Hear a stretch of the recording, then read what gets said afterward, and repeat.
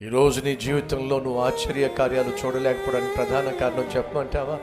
నీకు విశ్వాసం లేదు కాబట్టి, నువ్వు దేవుణ్ణి విశ్వసించటం లేదు కాబట్టి, నువ్వు ఆశ కలిగి దేవుణ్ణి అడగడం లేదు కాబట్టి. మరలా జ్ఞాపకం చేస్తున్నా, కపెర్నహూములో యేసు ఎన్ని అద్భుతాలు చేశాడో, కానీ విశ్వసించరే, నమ్మరే, దేవుణ్ణి నమ్మరే.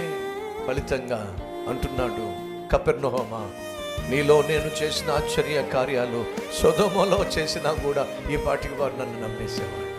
సహోదరుడా, సహోదరి, నీ చుట్టూ దేవుడు చేస్తున్న ఆశ్చర్య కార్యాలు దేని కొరకు తెలుసా? నీ విశ్వాసాన్ని బలపరచడానికి. ఈ జీవము కలిగిన వాక్యాన్ని దిన సేవకుడు వాక్యాన్ని అందించడానికి కారణం తెలుసా? నీ విశ్వాసాన్ని బలపరచడానికి. నీ విశ్వాసము బలపరచబడినట్లయితే ఏం జరుగుతుందో తెలుసా? నీ జీవితంలో నువ్వు ఆశించిన దానికంటే, ఊహించిన దానికంటే అత్యద్భుతము కల్లారో చూస్తాం, చూడాలి అని దేవుడు ఆశిస్తున్నాడు.